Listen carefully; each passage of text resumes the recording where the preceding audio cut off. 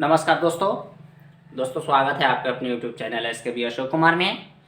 और दोस्तों आज हम लोग चर्चा करने वाले हैं इंटीजर्स के विषय में।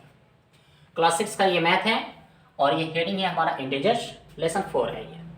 आइए इंटीजर्स में देखिए क्या होता है क्या नहीं। इंटीजर्स के लिए मैंने क्या किया है कि एक डायग्राम बना दिया है। इस डायग्राम में क्या किया है, मिड पॉइंट को मैंने 0 मान लिया है और इस 0 से राइट साइड में +1 +2 +3 +4 +5 और ये एरो का सिंबल मतलब जहाँ तक चाहे वहाँ तक हम लिख सकते हैं। फिर लेफ्ट साइड में -1 -2 -3 -4 -5 जहाँ तक चाहे वहाँ तक हम क्या कर सकते हैं, लिख सकते हैं। और इसी लाइनिंग को जब हम लोग ऐसे खड़ा करेंगे तो प्लस चिन्ह ऊपर चल जाएगा और ये माइनस चिन्ह नीचे आ जाएगा। इधर जो भी होते हैं नंबर ये हमारे धनात्मक पूर्णांक कहलाते हैं। यानी ये जो बिंदु 0 होता है, इस बिंदु से इधर जो भी डिस्टेंस होती है ये सभी पॉजिटिव में होती है और इसके ऑपोजिट साइड में ये सभी डिस्टेंस क्या होते हैं, नेगेटिव होते हैं। और इसी लाइन को मैंने क्या किया है, ऐसे खड़ा कर दिया है तो पॉजिटिव वाले ऊपर चले गए और नेगेटिव वाले नीचे। फिर यहाँ पर लिखा है मैंने बढ़ता हुआ मान, मतलब ये 0 से इधर जो भी हम लोग चलेंगे ये सभी मान बढ़ते जाएंगे, ये सभी प्लस में होते हैं। और इधर साइड में जो भी मान होते हैं ये सभी घटता हुआ मान होता है, यानी मान सभी घटते जाते हैं। जैसे -1 से -2 का मान कम है, -2 से -3 का मान कम है, अब -3 से -4 का मान कम है। यानी जैसे जैसे हम निगेटिव में 0 से दूर हटते जाते हैं मान हमारा घटते जाता है। और इधर पॉजिटिव में जैसे जैसे राइट साइड में हम लोग जाते हैं मान क्या होते जाता है, बढ़ते जाता है। जैसे +2 से ज़्यादा मान है +3 का, लेकिन इसी बात को हम निगेटिव में देखें तो -2 से -3 का मान कम होता है। यानी जो संख्या जितनी ही माइनस में ज़्यादा होती है वो उतना ही कम होती है, और जो संख्या प्लस में जितनी ही ज़्यादा होती है उसकी वैल्यू ही उतनी ही ज़्यादा होती है। ठीक है, अब देखिए पूर्णांक हेडिंग जो है ये हमारे लिए क्यों उपयोगी है। पूर्णांक का इस्तेमाल मूल रूप से हम लोग विपरीत कंडीशन को शो करने के लिए करते हैं। जैसे +5 तो इसमें विपरीत हो जाएगा हमारा -5, +5 इसके विपरीत क्या हो जाएंगे, -5। इसी प्रकार से यदि मैं लिख देता हूं बैंक में धन जमा करना,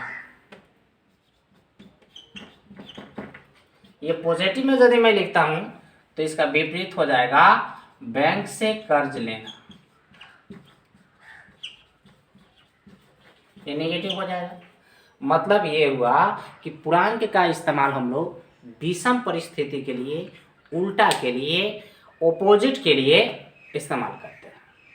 जैसे अगर एग्जांपल के तौर पे मान लिया जाए कि धरती के तल से यदि हम हाइट पे जा रहे हैं, ऊंचाई पे जा रहे हैं तो वो सभी प्लस में लिखे जाएंगे, और धरती के तल से नीचे यदि जा रहे हैं गहराई में तो वो सभी किस में होंगे, नेगेटिव में। अर्थात कहने का मतलब ये है कि इंटीजर्स का इस्तेमाल हम लोग उल्टे बातों को शो करने के लिए करते हैं।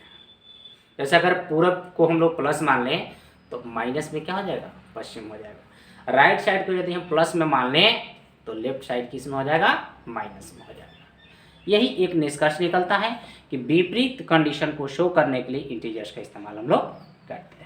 ओके, चल अब इसके बाद में हम लोग को जानना है पूर्णांकों के जोगफल और व्यवकलन। आइए इसके नियम क्या होते हैं मैं बता देता हूं। इसमें नियम दिए हैं। फर्स्ट नियम कि यदि एक पूर्णांक प्लस में हो और दूसरा पूर्णांक किस में हो, प्लस में हो, और इन दोनों को जोड़ना है तो हमारा जो आंसर आएगा वो प्लस में आएगा। एग्जाम्पल के तौर पे यदि मैं +5 को +5 के साथ यदि मैं जोड़ूं तो आंसर हमारा आएगा 15 और ये आएगा प्लस में। दूसरा नियम होता है कि यदि एक प्लस में पूर्णांक दिया हो और दूसरा पूर्णांक दिया हो माइनस में, और इन दोनों को हमें क्या करना है, जोड़ना है, तो दोनों कंडीशन होते हैं, प्लस में भी होते हैं और माइनस में भी होंगे। जब प्लस का चिन्ह क्या होगा, हमारा ज़्यादा होगा और माइनस का चिन्ह कम होगा तो आंसर हमारा आएगा प्लस में। और जो माइनस का चिन्ह ज़्यादा होगा, अब प्लस का चिन्ह कम होंगे तो आंसर आएंगे माइनस में। कैसे? देखिए एग्जाम्पल के तौर पे, अगर हमारा माइनस में 10 है और जोड़ना है प्लस में 5। अब देखिए यहाँ पर -10 है तो -10 लिखेंगे ही, और ये प्लस दोनों मिलके यहाँ प्लस ही होंगे, और ये 5 है तो 5।